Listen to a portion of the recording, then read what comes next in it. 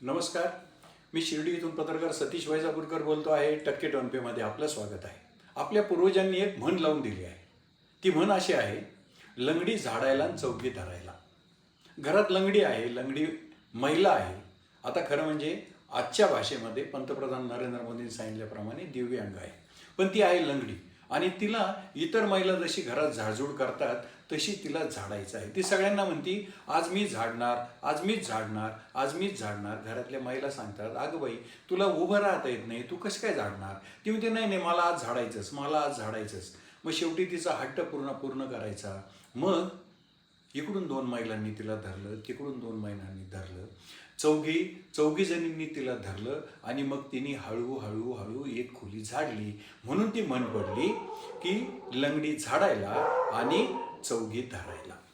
आता बघा, हा हट्ट, लंगडीचा हट्ट पुरवण्यासाठी लंगडी झाडायला आणि चौघी धरायला, तशीच अवस्था आपल्या शिर्डी विमानतळाची झाली. शिर्डी विमानतळ विकास कंपनी नावाची एक कंपनी स्थापन झाली आणि तिने शिर्डी विमानतळ उभारण्याचा हट्ट धरला, ज्या कंपनीला आत्तापर्यंत विमानतळ उभारण्याचा, विमानतळ चालवण्याचा कुठलाही अनुभव नव्हता.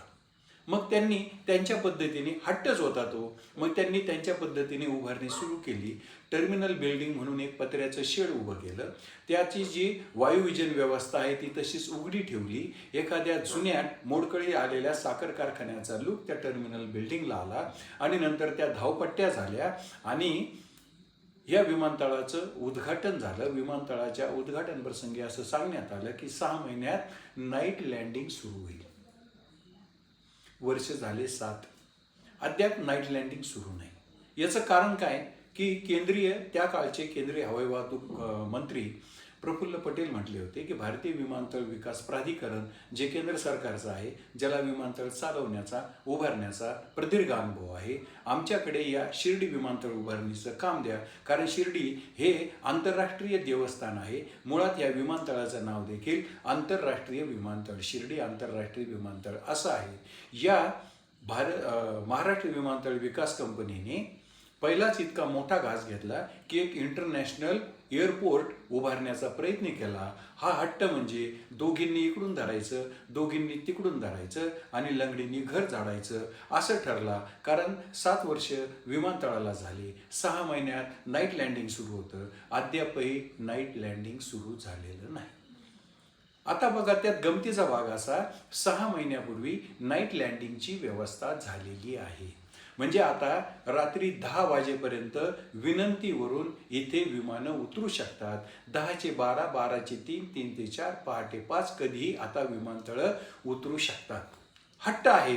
हट्ट असल्यामुळेच याला नाईट लँडिंगची व्यवस्था झाली. पण त्याला ATC टावर लागतो. ATC टावर म्हणजे एअर ट्रॉफिक कंट्रोल टावर.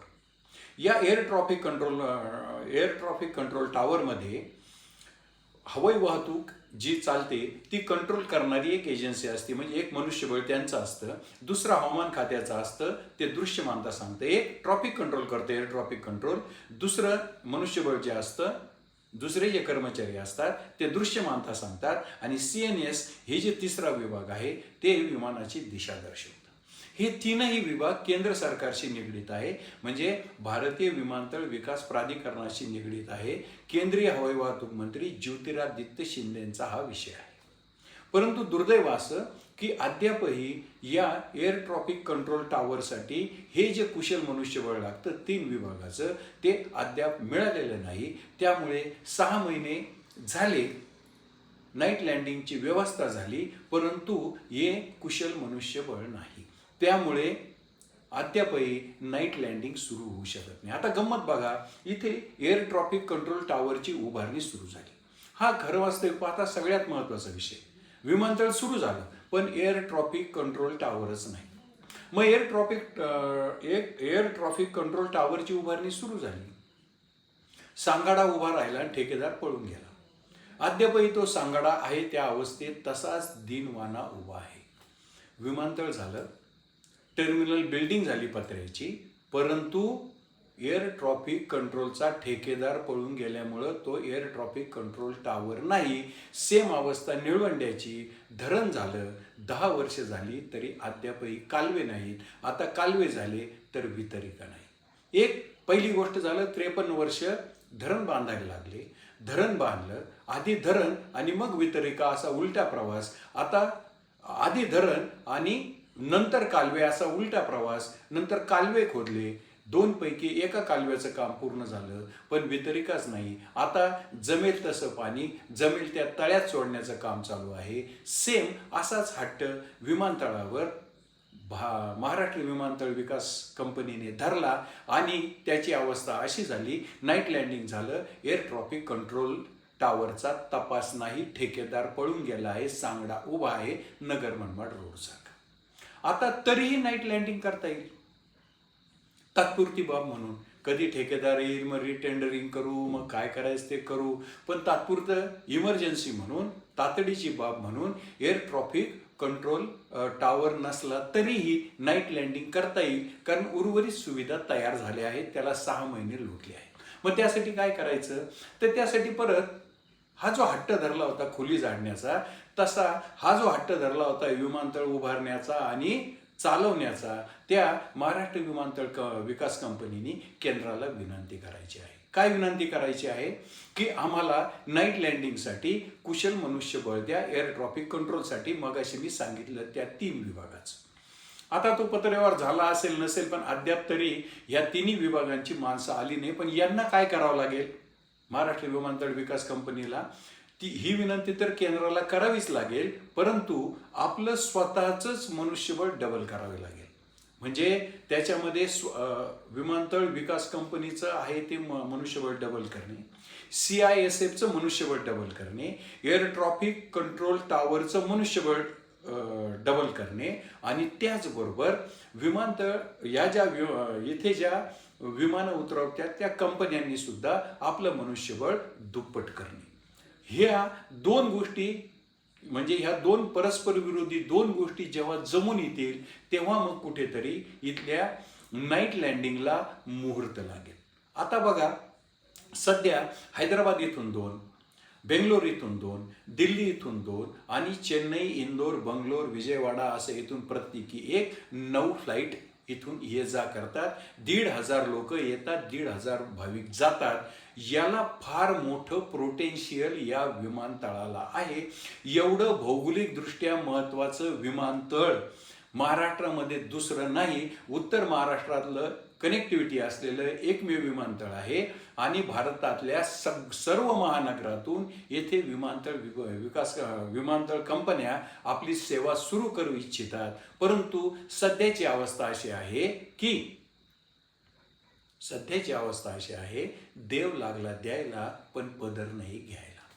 उत्तर मी जसं मगाशी सांगितलं तसं या विमानतळाचं महत्त्व असं देखील आहे की मुंबई विमानतळाचं पार्किंग म्हणून जिथे जागा नसेल त्यावेळेस सगळे तिथली विमानं इथे येऊ शकतात. त्यातून मोठं उत्पन्न या अनुभव नसलेल्या महाराष्ट्र विमानतळ विकास कंपनीला मिळू शकतं. इथे वेगवेगळ्या कंपन्यांची वर्कशॉप होऊ शकतात.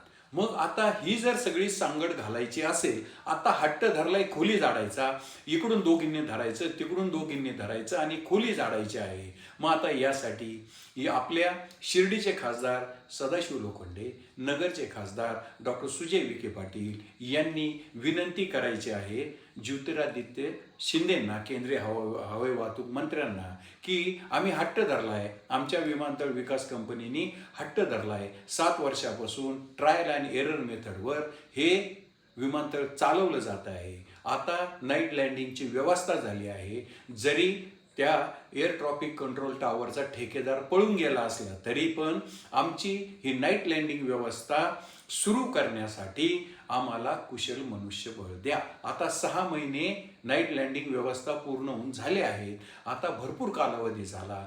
ज्या क्षणी येथे पूर्णवेळ नाईट लँडिंग व्यवस्था होईल त्या क्षणी वेगवेगळ्या विमान कंपन्या येथे रात्रीचे स्लॉट, नाईट स्लॉट मागतील आणि हे विमानतळ रन होईल. आज जर 9 फ्लाईट असताना 1,500 लोक येत आहेत, 1,500 लोक जात आहेत, ही संख्या जर दुप्पट तिप्पट झाली आणि न जाणो भविष्यात हे की ज्याची शक्यता सर्वाधिक आहे हे विमानतळ आंतरराष्ट्रीय झालं तर उत्तर महाराष्ट्राच्या दृष्टीने हे विमानतळ अतिशय महत्त्वाचं ठरेल.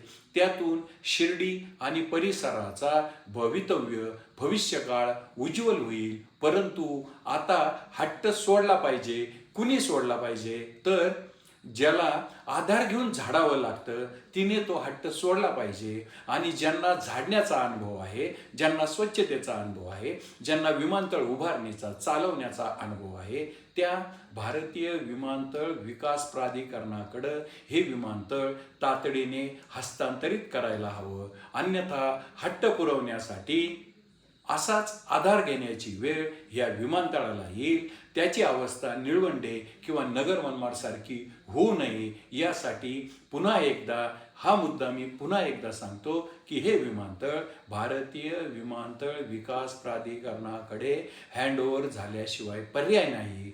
या विमानतळाच्या दुर्दशेचं मी जे विश्लेषण केलं ते जर आपणास आवडलं असेल तर माझं टक्के टोनपे हे चॅनल सबस्क्राईब करा, लाईक करा, शेअर करा. जय हिंद, जय महाराष्ट्र.